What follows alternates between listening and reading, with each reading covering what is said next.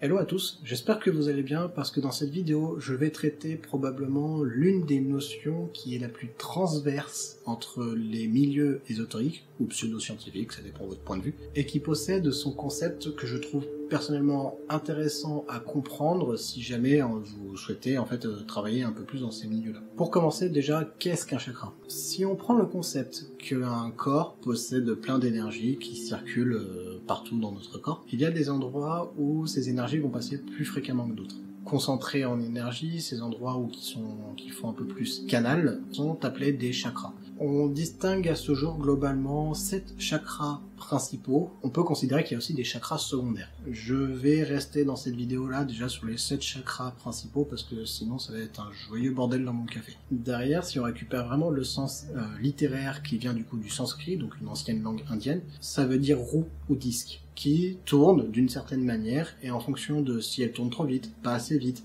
si elle tourne de manière saccadée, etc., vont représenter en fait quels sont les états et la situation de nos énergies au sein de nos différents canaux. On représente ces disques aussi par des fleurs de lotus, donc je vais vous présenter du coup ces 7 fameux chakras dans cette vidéo. Je vais citer les différents chakras qui vont suivre du bas du corps jusqu'en haut du corps. On a le premier chakra, donc Muladhara, qui est un chakra associé à la couleur rouge et à l'élément de la terre. En traduction littérale du sanskrit, ça veut dire le support de fondement. On l'appelle plus fréquemment comme étant le chakra racine. C'est un chakra qui est vraiment associé à tout ce qui est matérialiste, le plan physique en lui-même, et qui va notamment interagir sur le fait que vous puissiez survivre, le fait que vous puissiez manger. Le chakra suivant est Svadhisthana. C'est le chakra qui est associé à l'élément de l'eau. Il est avec la couleur orange et il vient signifier, en traduction littérale, le siège de soi. Ce chakra est principalement associé aux émotions, à tout ce que l'on peut vivre, à tout ce que le corps peut véhiculer comme sensation, à tout ce que l'on peut ressentir, etc.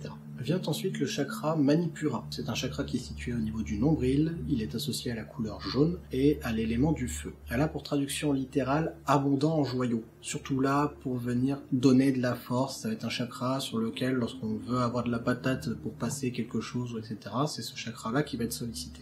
Le quatrième chakra est Anahata. C'est un chakra qui est associé au niveau du cœur, entre les deux poumons. Il est associé à l'élément air et vient notamment se représenter en vert, même si quelquefois je le retrouve en rose. La traduction littérale est souffle non frappé, et c'est un chakra sur lequel on vient associer énormément la notion de compassion. On parle notamment aussi de l'amour intransitionnel, c'est-à-dire pas l'amour entre deux personnes qui s'aiment tel un couple, non, vraiment l'amour que l'on peut avoir avec n'importe qui, et sur lequel on vient du coup apporter des gestes de bonté, etc.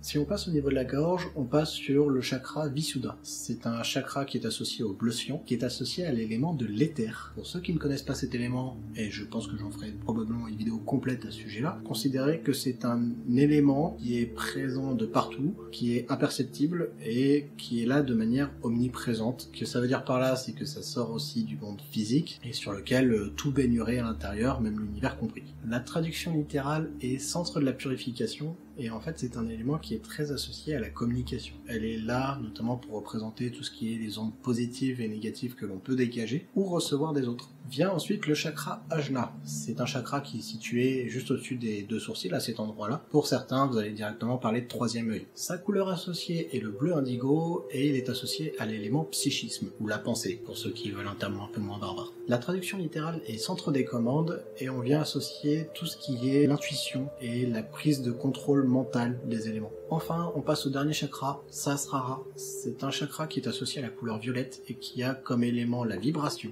C'est la seule qui a une traduction littérale qui est pas très parlante, le lotus aux 1000 pétales, et on vient y associer tous les éléments de spiritualité, interagir avec des plans spirituels, pouvoir avoir des contacts. C'est un chakra qui est assez contesté globalement, simplement parce que c'est là qu'on vient associer tous les éléments de divination, etc.